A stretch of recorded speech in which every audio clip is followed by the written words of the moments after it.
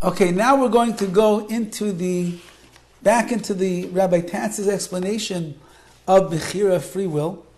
And he says today, as he does every day, very beautiful and profound ideas that we have to think about and allow them to resonate inside of us to realize just how much we could utilize our Bechira, our free will, even more. Now, the title of this section is called Mavir L'Teva, which means going beyond the laws of nature, going beyond the nature of this world. Ha'adam maschil kevu l'teva. A person begins their journey in this world, and they are in the grips of nature. Liyetzer umazalais, they are being held almost captive, so to speak, by their Yetzer Hara, by their evil inclination.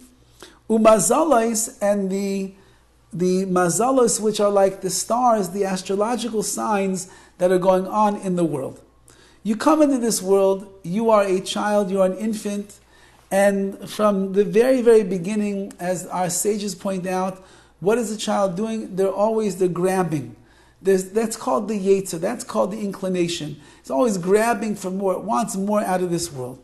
There is mazalos, there are things that are taking place in the heavens that have determined many things already in one's life. Their neshama, where they're going to be born, who they're going to be born to, who their parents will be, who their siblings will be, the house they will grow up in, the schools that they will attend, friends they will come in contact with, the challenges of life that they're going to go through, all the different things, that is determined in the heavens, that HaKadosh Baruch Hu has a astrological influence down here on this world. As we spoke about the other day, from the words of the Rabbi, that our job is to go beyond all of that when we use our Bechira. Now, he says, however, the reality is that we come into this world and we are somewhat trapped into the box that we are placed into. However, Allah livchor al manas lisyaches lama shemai v'leteva. But your job, our mission in this world, is to choose to connect ourselves to those decisions and choices that will bring us beyond the nature of the world. Yes, you have a Yetzar, you have an evil inclination that has desires for things that are not good for you. So be stronger than yourself and make a decision that I'm going to overcome, I'll conquer that Yetzar, like it says in the Mishnah, Ezu Gibor, who is a strong person, HaKoivish es Yitzhar, the one who subdues and quells the desires of the Yetzirah. That's real strength, and that's someone that has utilized the Bechira to make the right decisions. Like I tell over the story that my Rosh Hashiva, Rav Aaron Feldman in Baltimore, he was in a time period in he grew up in the 40s, 50s, 60s. Everybody smoked back then. It was a normal thing. They thought it was healthy for you, it was beneficial for you, calmed your mind, calmed your stomach, allowed you to digest food better. Everybody smoked during that time. So in the 1960s, the Surgeon General came out with his first warning that he realized, or the scientists realized, that smoking was actually hazardous for your health. So this is the 1960s, and my Rosh Hashiva had been smoking since he's a young man, probably from the time he's a teenager. So at this time he was already probably in his 40s, I guess we'll say, and maybe 30s, whatever. And he walks into the house, and his wife says to him, she says, "Did you see the Surgeon General warning?" He said, "No, what did he say?" So she said that he has determined that smoking cigarettes is hazardous for your health. It can cause cancer, God forbid. He said, "Okay." So she said, "So you're not going to smoke anymore?" He said, "Okay, fine, but whatever, I'll get there." She said, No, you're not going to smoke anymore." So he said, "Well, I still got a few packs lying around the house, so let me finish out my packs." She said, No, you don't understand. You are done smoking. Your health comes before anything else." So he says it in a way to compliment his wife and his shalom bayis, his marital harmony. And he said, for the sake of my shalom bayis, I listened to my wife and I never smoked another cigarette. But we all know that for a man who was smoking cigarettes maybe from the time that he was 15 years old, and have been spoken for 15, 20 years consecutively, to stop cold turkey just like that requires an enormous amount of resolve inside, which we would say is l'mayla min above nature. Nature is that you're addicted. Nature is there's something called nicotine addiction, and you want to be drawn after it. However, a person can use their free will, and they can override all of that. Ha'olam ha'tivihu nisabasi ma'od. The physical world that we live in is, or the natural world that we live in, is something that's very deterministic. It runs. Hashem made a certain order. That's the way that things go. And there's things that happen in our life. You can more or less guess the outcome of certain things that you're going to do. That's the nature of this world. It runs as planned to an extent. However, Bechira the free will of a person, it's possible to break the pattern of the world. And he's going to demonstrate. Avraham saw in the stars, he saw in the spiritual realms, that he's never going to have children. That was what was decreed above, that he is not going to have children. And HaKadosh Baruch Hu comes along and says, Avraham, guess what? You're going to have a child who's going to be your legacy. Avram answered to God, but in the stars, in the astrological world, it says, which is the physical, natural world, it says opposite. It says, I'm not going to have children. Now, the reason that Abraham was arguing with God over here was because he knew that the astrological world of stars is also the word of Hashem. The creator of the world, which is Hashem, he poured his energies into the world.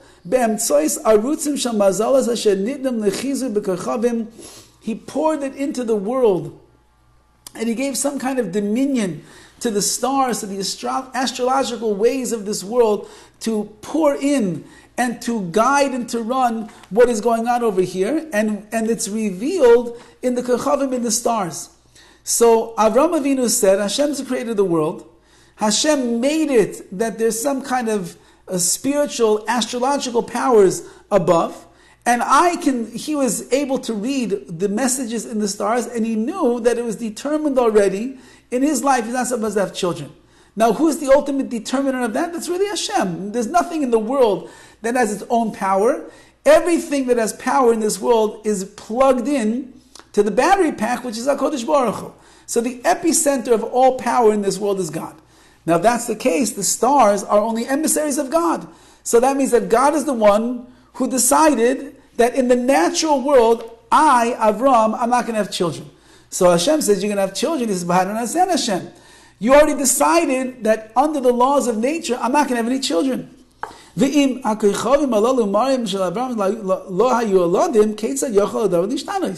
he said, if I see in the stars that I'm not going to have children, and I know that you, Hashem, are the one behind everything, that means that you really determined I'm not going to have any children. So how can things change?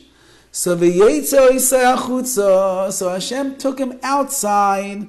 And he told him, look up into the heavens. I want you to count the stars. Are you able to count all the stars in the sky? Impossible. You should know, thus will be your offspring, Avraham Avinu.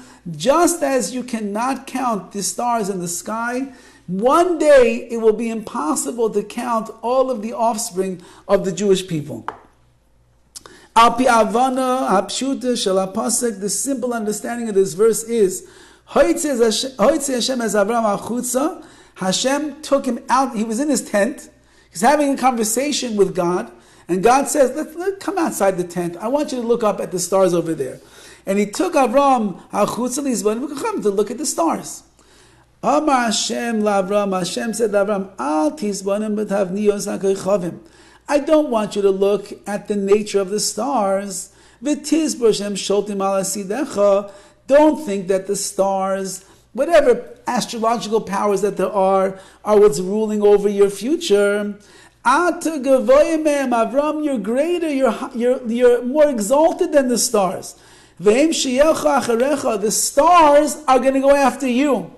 Im tivchor lichyos mechutz hakochavim, if you decide and you make a decision to live a life that is beyond the stars, to connect yourself to that which is above nature, that will become your essence.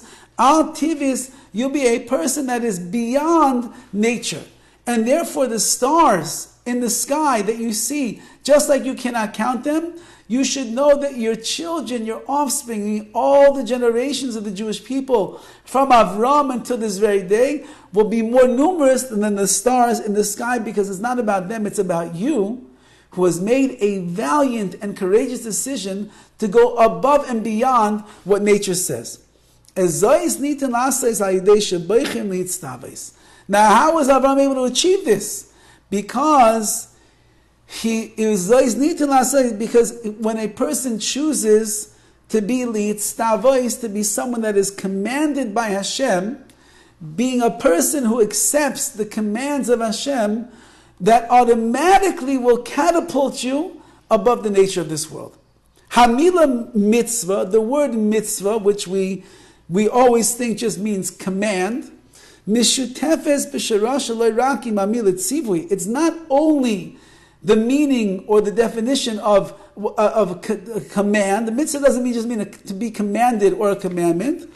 Elagam alamila tzavsa. It's also a word which means tzavsa, which means kesher shituv. It's something that is bonding. The word mitzvah is also related to the word tzavsa, and that word means something that is bonding, that is unifying. This word also means tzavsa, can mean like tongs. What do tongs do? Tongs are these little tools that you have that you can grab onto things. The mitzvahs are something that you can use to grab on, as we'll see, to the Rebbeinu Shalom. Says Rav Tatz, mitzvah kosher says ha'adam hamitzu v'im elokim hamitzabe.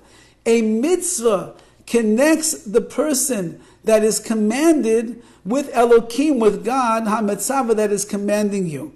Which means that when you do a mitzvah, you are creating a bond between your neshama, between your soul, and the master of the universe.